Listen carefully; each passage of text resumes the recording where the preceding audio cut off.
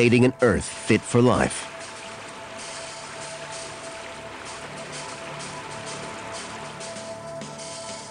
The collision could have tilted the Earth on its axis. This tilt gives us the seasons.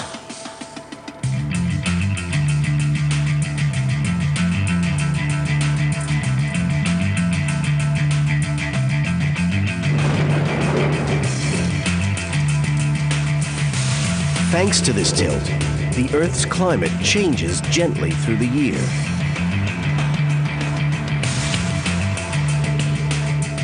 It gives us the annual cycle of life.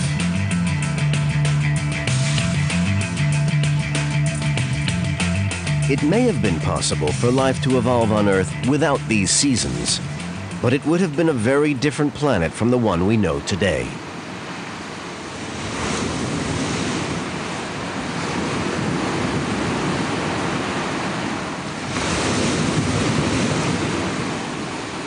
The creation of the moon also gave us the tides. When the moon was close, these were much stronger, but they have weakened as the moon has slowly drifted away. Nowadays, we take the oceans for granted, but 4.5 billion years ago, they didn't exist. And without water, there could be no life. Where all our water came from and how it got here is one of the most amazing stories in science. Naked Science is investigating the birth of the Earth. How did nature build a planet on which humans could live? So far, we've seen that the Earth formed from a giant cloud of gas and dust. Its iron core created a magnetic field that protected it from the deadly particles of the solar wind. And it survived a big hit from another planet. But for the Earth to have life, it had to have water. Where that came from is one of the great mysteries of science. There are currently around 326 million trillion gallons of water on the planet. That's 394 trillion Olympic swimming pools. But many astronomers think that if the early Earth contained water at all, it had very little.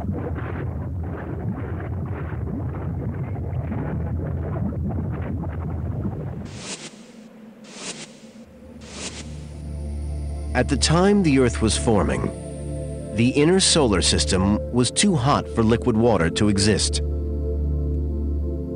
The region from the Sun to the asteroid belt was almost bone dry. The nearest water reserves to the Earth were now 160 million miles away, in the outer asteroid belt. Out here, far from the Sun's heat, water froze and was incorporated into the forming planets and other objects. But how the water could have traveled from here to the Earth is a mystery scientists are only just beginning to solve. One clue came with the blastoff in January 2005 of an unusual NASA spacecraft. Named Deep Impact, its mission was to fly 270 million miles to a comet named Tempel 1 and launch an 800-pound copper impactor into its surface.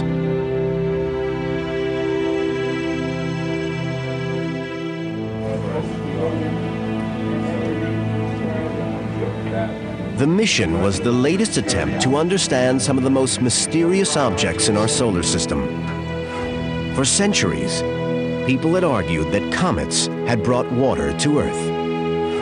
When they looked at the moon, it was clear from the craters that its surface had been bombarded by large objects. Similar objects must also have hit the Earth, although our planet's much more dynamic geological activity has since erased all trace of them. Scientists also felt certain that comets contained water. in the form of ice.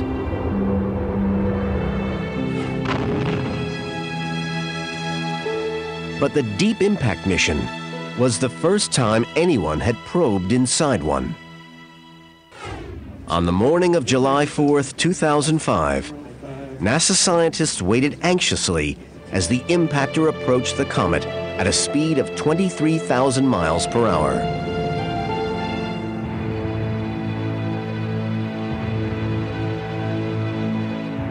It scored a direct hit.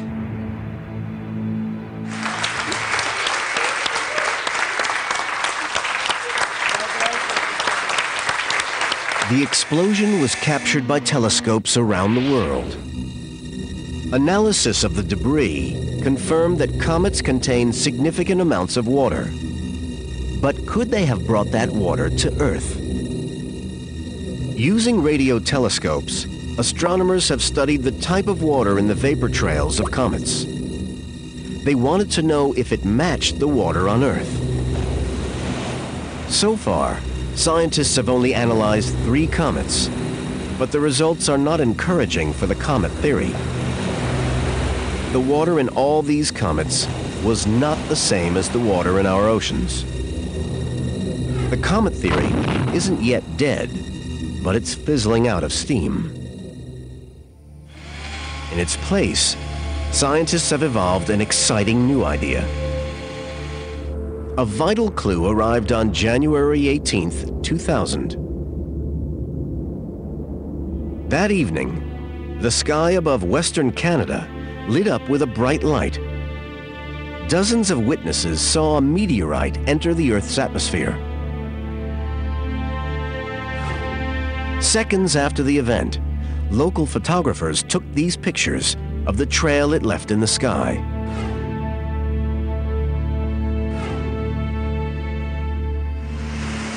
As it fell to Earth, the meteor broke up into dozens of pieces and landed on Tagish Lake in British Columbia.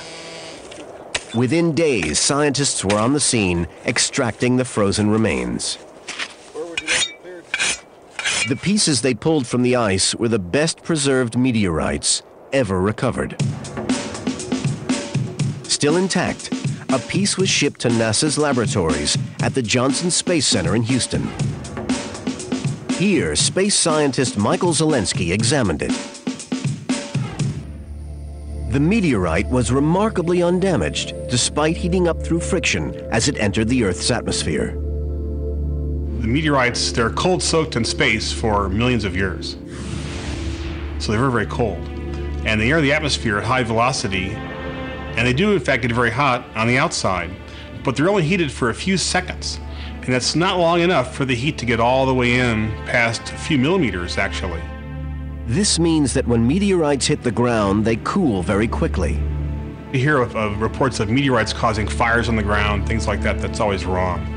They're actually quite cold to the touch after a few seconds. But when a meteorite is fragile, like the one at Tagish Lake, where it lands makes all the difference. Very lucky it fell in a frozen lake. If it had fallen anywhere else, it would have easily fallen apart to dust in a few days. And so it's quite possible this kind of meteorite falls to Earth very, very commonly. It's just usually destroyed. Because the inside of the meteorite remained frozen, Zelensky was able to analyze what it was made of.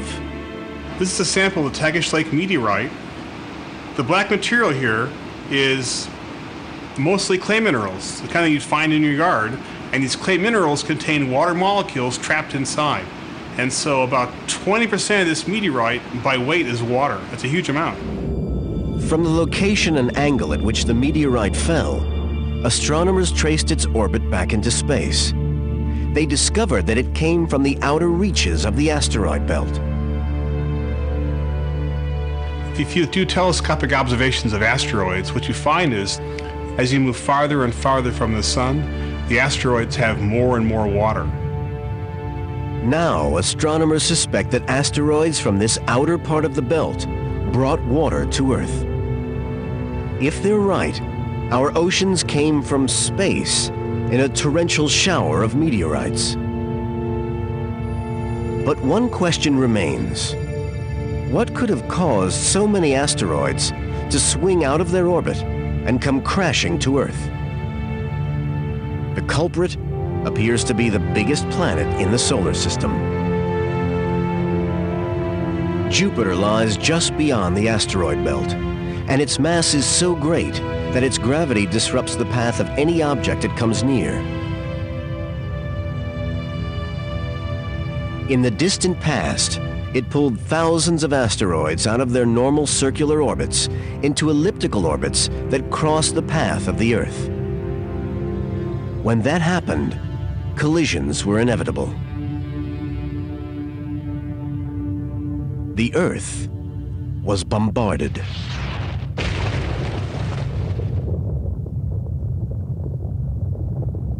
As the asteroids crashed to Earth, they smashed apart. Water inside them escaped.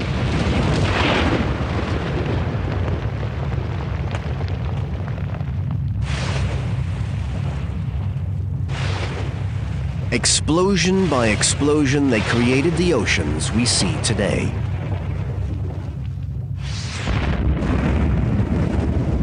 Scientists used to think it took hundreds of millions of years for the Earth to acquire its water, but recent evidence suggests it arrived remarkably quickly. The evidence comes from research carried out by geologist Stephen Moisish. In his laboratory in Boulder, Colorado, Moisish took some of the oldest rocks in the world and ground them down. From inside them, he extracted tiny crystals called zircons.